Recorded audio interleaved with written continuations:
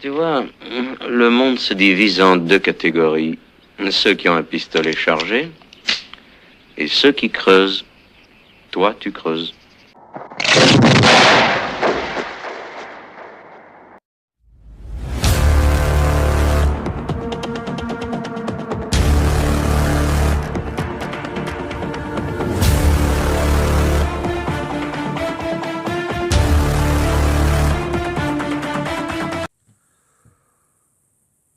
Rebonjour les amis, c'est iNote Ciné toujours, et là je voulais revenir sur le cinéma français, enfin sur les critiques de cinéma français. Alors il est vrai que depuis que j'ai la chaîne, j'ai pas fait, évidemment que j'ai pas fait beaucoup de critiques cinéma français, enfin si j'ai fait des séries comme Pax Massilia que j'avais vu, après comme je vous dis, comme j'ai déjà dit, j'ai un autre travail des fois, et oui j'ai fait quelques films français, bon, ceux que j'ai vus à l'occasion, parce qu'à un moment donné, bah, c'est vrai que le cinéma français, à un moment donné, c'était plus trop ça non plus, quoi. Je suis désolé, sauf que, bon, cette année, on peut pas dire, il y en a quand même eu, enfin, je parle de l'année 2025, n'est-ce pas? Voire même 2024, parce que 2024, j'avais quand même fait L'amour ouf, que j'avais critiqué un peu plus tard, mais L'amour ouf, c'est bien un film français, j'avais fait. Je crois que j'avais fait Chien 51, j'avais fait la série Pax Massilia qui est française, mais bon, c'est à peu près les choses que j'avais vues et qui m'avaient plu à ce moment-là, même si j'avais d'autres critiques à faire. J'avais aussi les reviews de films que j'avais vus, donc là c'est vrai que je suis plus film américain au niveau des reviews pour l'instant, mais je voudrais aussi du cinéma français. Hein. Alors, non, je dis ça parce que, bon, je fais mon petit mea culpa, c'est vrai que les films français, c'est vrai que des fois j'en faisais pas assez, je peux en faire, il n'y a pas de problème, je vais en faire d'ailleurs, j'en ai déjà fait et je vais continuer à en faire. Donc là, je vais vous faire quelques micro-critiques de films français de 2025, qui étaient même représentés au César aussi d'ailleurs, et que j'avais vu, que j'avais pas forcément critiqué.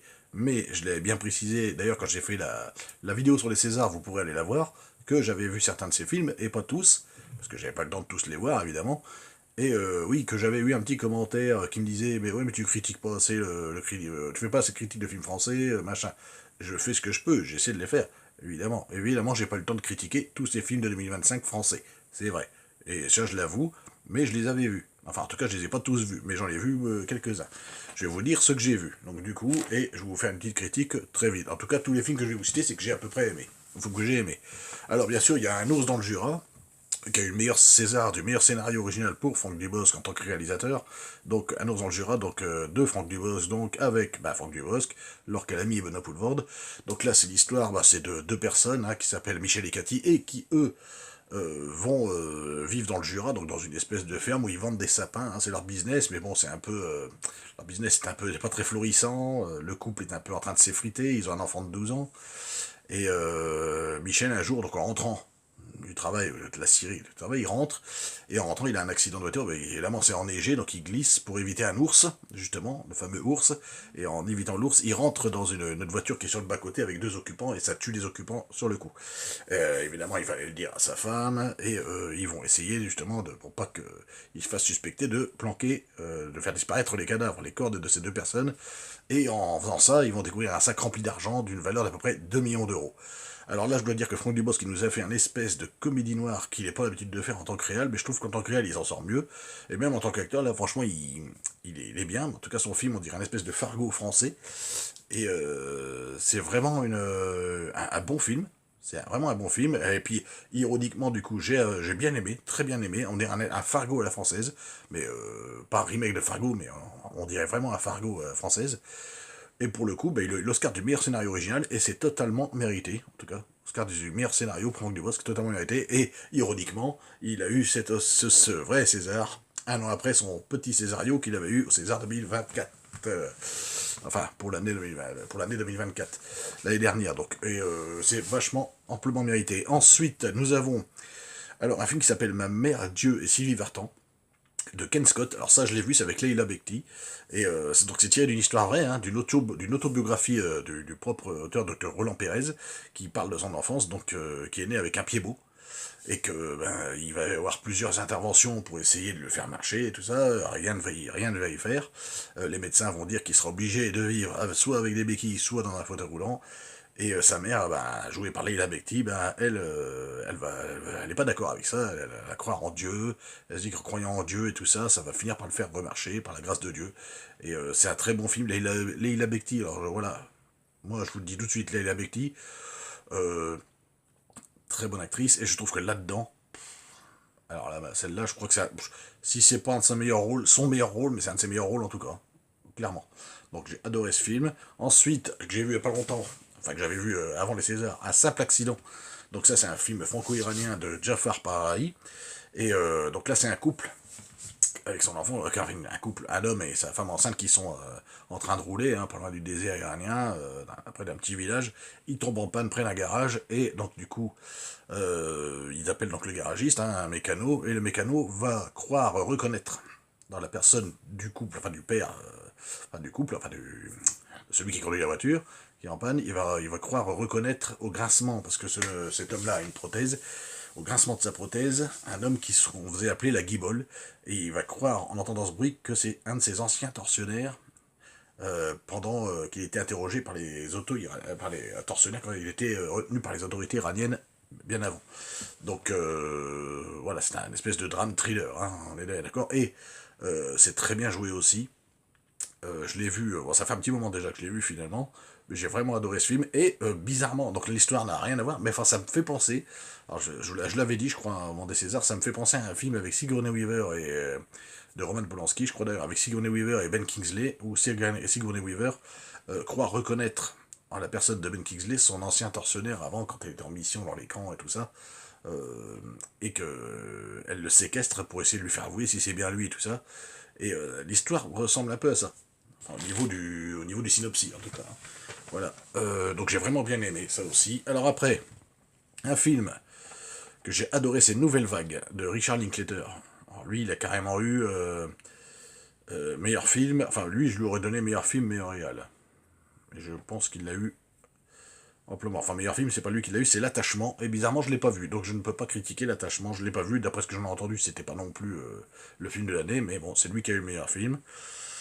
Et donc moi j'aurais donné le meilleur film, bon même si j'ai pas vu L'Attachement, Nouvelle Vague je trouve qu'il méritait quand même. Donc c'est tourné en noir et blanc, dans les Richard Linklater, et ça va parler de la nouvelle vague justement au cinéma, donc après de grands réalisateurs comme justement Claude Chabrol, François Truffaut et tout ça, qui vont soutenir justement, qui vont le soutenir, parce qu'il y en a d'autres qui vont être contre lui, c'est Jean-Luc Godard bien évidemment, lui qui est un jeune réalisateur de la nouvelle vague, et on le voit un peu comme un arriviste, tout ça, et lui, justement, genre des gens comme Truffaut et Chabrol vont essayer de le soutenir pour qu'il puisse tourner un de ses films, donc ce sera À bout de souffle, et en fait ce film se déroule beaucoup sur le tournage, enfin ça raconte beaucoup le tournage de À bout de souffle, donc avec Jean-Paul Belmondo, Gene Seberg et tout ça, et donc il y a même des acteurs, donc l'acteur Aubry Dulin, que j'ai noté, qui fait le rôle de Jean-Paul Belmondo, qui lui ressemble assez, qui est assez bluffant même d'ailleurs, et c'est Guillaume Marbeck qui interprète Jean-Luc Godard. Voilà, très bon film, je vous le conseille si vous voulez avoir un peu plus d'infos là-dessus.